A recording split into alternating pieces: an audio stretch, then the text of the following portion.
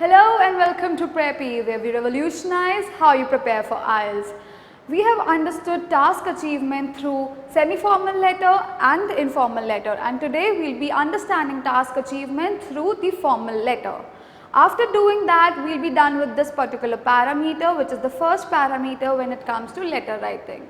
After that, from tomorrow onwards, we will begin with task response, which is the first parameter for essay writing. And let me tell you one thing, tomorrow's lecture is going to be one of the most important lectures in the entire writing series. So please stay tuned and watch that lecture carefully. Stay tuned.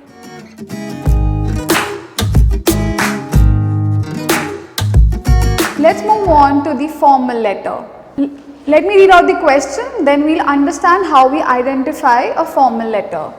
You did a bus tour with other people, however, you were not satisfied with the bus service. Write a letter to the bus company about your journey and explain what the problem with your tour was, why you were not satisfied, suggest how the company can improve. So whenever you are writing to somebody you don't know them personally, then it's a formal letter. For example, you are writing to the bus company, you have no idea who the bus company is owned by. So you are just writing to the bus company, you don't know the person you are writing to. Similarly, if you write to any organization or to some airline, in that case also you are writing to some unknown person, you have no idea about, right? For example, you are writing to a restaurant manager, you don't know who he is, but you are writing to him, okay? So in that case, it's a formal letter. Now let's understand what the question is asking us. So you went on a bus tour with other people, however, you were not satisfied with the bus service. So you went on a trip, but the service of the bus wasn't satisfactory. Write a letter to the bus company. Since you were not satisfied, you would obviously complain to the bus company. So this letter is basically a complaint letter. So you will be writing a complaint about your journey, and in that complaint letter you would be explaining these 3 bullet points. What are these 3 bullet points? What the problem with your tour was. So what was the problem? Next, why you were not satisfied. Due to this problem, what happened that you weren't satisfied with the trip. Last, suggest how the bus company can improve. There was a problem, you weren't satisfied, and ultimately you would give suggestions or recommendations for improvement to the bus company so that your future trips are better and they can improve upon their services. Is that clear? So this is what the question is asking you to do. So in your letter you have to incorporate these 3 bullet points which would turn out to be the content of your letter. So each paragraph is denoted to 1 bullet point. This is basically your first paragraph, second paragraph and your third paragraph. So you just have to elaborate each of these bullet points and form paragraphs. And once we do that, we achieve our task achievement, because these 3 bullet points are our tasks and we have to achieve these tasks by answering them properly and elaboratively, and once we do that we achieve our task. Apart from that, we also have to maintain accurate formal tone, since it's a letter which is written to the bus company. The bus company is not your friend, you don't even know who the owner of the bus company or CEO or the manager of the bus company is. So you are writing the letter to complain and you have no idea who you are writing to. It's just a company, so you don't know the person. And secondly, you have to adhere to the word limit, which is 150 words, and also you have to complete the letter in 20 minutes. Okay, so 150 words in 20 minutes, right? And lastly, you have to write the reason of the letter. As soon as you begin writing your letter, you should tell the reason on why you are writing the letter. So these 4 factors we have once again gone through it, and these 4 factors should be taken into consideration while you are addressing your task achievement. Let's move on and answer the particular letter, and by that time, as I always say, take a pause here and attempt this letter on your own. I hope you have completed your letter by now. Let's move on to understanding how we open a formal letter. Dear sir or madam is how you open a formal letter. The opening is not addressed to a person. We don't write the name of the person or the last name of the person because we don't know who we are addressing the letter to. We are basically addressing the letter to an organization or a company instead of a person. So we just write sir or madam. Moving on, unlike in the case of informal letter in which initially we inquire about the health of the person and the well-being, in this particular letter we straight away start with the topic at hand. We straight away, without wasting any time, tell what the problem at hand is. I am writing this letter to file a complaint regarding the bus trip that my colleagues and I recently took with your professionally recognized company. So, in the very first line of the first paragraph, we have told the reason behind writing the letter. As soon as somebody reads this first line, they would understand that we are writing to complain about the bus service of the professionally recognized bus company. So, it's clear as soon as you open the letter. Coming to the next part, the first bullet point asks us what the problem was and why did we face that problem. So there were several disturbances and problems during the trip which we had to face. What were the problems? You have to mention the problems now. To begin with, the bus was unbelievably hot during the entire journey because of the faulty air conditioner. So what was the very first problem that you faced? It was that the journey was terribly hot, it was really unbelievably hot. So what was the reason behind it? It was the faulty air conditioning. Moreover, the bus driver drove way too rashly, making us uneasy and causing us discomfort. And the second problem that you faced was that the bus driver drove way too rashly. It was rash driving that caused uneasiness and discomfort because you weren't able to enjoy your journey. It was a very unpleasant feeling because of the rash driving that the driver was doing. So basically we have made clear in the very first paragraph the reason behind writing the letter.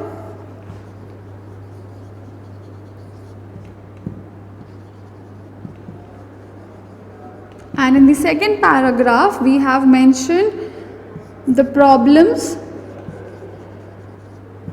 faced by us. Right? So, we have catered to both of these points, and that is how we have addressed the first part of task achievement partially. Moving on to the next bullet point. Let's address the second bullet point, which asks us how and why we were dissatisfied. So when you're going on a bus trip, what do you usually have in your mind? You're going for a recreational trip, right? You're going to enjoy yourself and relax yourself from your hectic schedule. So similarly, if you go for a trip and you find that the air conditioner is not working and the driver is driving really rashly, you would be disappointed, isn't it? So this is what we are going to mention in this particular paragraph. I was completely astonished that a reputed company like yours performed at such unacceptable standards. My deep disappointment began with the fact that I was not provided with the adequate services in spite of being charged for them. So you gave your bus ticket, right? You paid for it, but you paid for an AC ticket, but you didn't get that air conditioning during your journey. So you were obviously disappointed because the adequate services for which you paid, for which you were being charged, you wouldn't get those. So you were disappointed. Not just this, furthermore, the spirits of the recreational trip were ruined in the beginning itself. So you had a very positive mindset, you were really happy while you're going for the recreational trip in their bus. But what happens? You see that the driver has a very bad driving and the AC is also not working and it's very hot outside as well as inside the bus, so it ruins your mood and it lowers your spirits, so it technically destroys your plan and your trip and dissatisfies you. So this is the reason of your dissatisfaction, and that's the reason we are writing this particular paragraph. I hope I have addressed the bullet point. Kindly go through the paragraph again. Third bullet point asks us to give suggestions to the bus company to improve on their service. So since you have faced two problems, you can give two suggestions.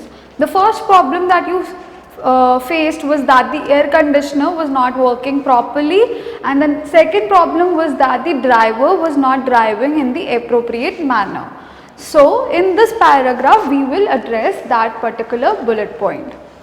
There are two recommendations that your organization should work on to enhance the quality of service and customer satisfaction. So you are giving two recommendations here. These recommendations would enhance the quality of service and customer satisfaction. Okay. What are these two recommendations? First of all, test the air conditioners prior to every trip. Before every trip, the company should check whether the air conditioners of the bus are working properly or not. So before every trip, there should be a pre-test. Second, I request you to hire only trained drivers who drive sensibly and maturely. The drivers who know the traffic rules properly, who maintain the speed limit and who do not honk unnecessarily. So this comes under the drivers who drive sensibly and maturely. So the first one was air conditioner, the second one was trained drivers. Okay, so this is what you want them to improve on. You end the letter by saying that you are looking forward to these improvements immediately. You are requesting them and hoping that they would work on these improvements as soon as possible. Yours faithfully, and then you write your name. This is how you close the letter. Yours faithfully in case of in case of a formal letter. Okay, you would write yours faithfully. Now the contents of the letter should be very clear. Nowhere have I asked for a compensation, since none of the tasks or none of the bullet points are asking me to ask for compensation, right? They just want suggestions from me, and the two suggestions or recommendations that I have given are to see whether the air conditioners are working before the trip, and secondly that only trained professional drivers should be hired. So do not mix and match, you shouldn't put extra things into the letter, just adhere to whatever the bullet point is asking you to do. Now let's take a recap of what task achievement consists of, the 4 factors. By now I hope you remember each one of them by heart, and let's see whether we have sufficed each of those 4 factors in our formal letter. So first of all, we have maintained the tone of the formal letter. Number 2, we have addressed all the 3 bullet points. This is the 3rd bullet point, which is to give suggestions, right? Next is that we adhere to the word limit of 150 words. Okay, so we have catered to all of it. Plus, in the very first paragraph, we've also told you the reason of writing the letter. So, we have completed task achievement by following all the 4 parameters similar to the other 2 types of letters, right? So, it's all done, and even in this letter, we are forming a structure in which we start with dear sir, ma'am. Then we go to the first paragraph after writing the reason of writing the letter. Then we write the second paragraph which has the second bullet point. Then the third paragraph which has the third bullet point. And ultimately we end it or close the letter with yours faithfully. Right? So this is the closing of the letter. So this is how we make a structure without even thinking of making a structure, because we are addressing the 3 bullet points and each bullet point is addressed in one paragraph, one separate paragraph, right?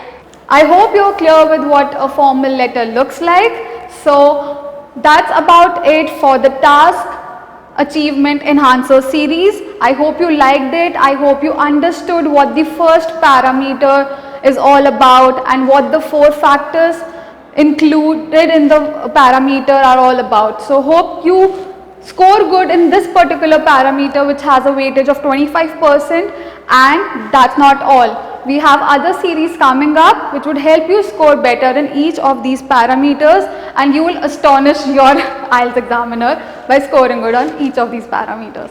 Thank you so much.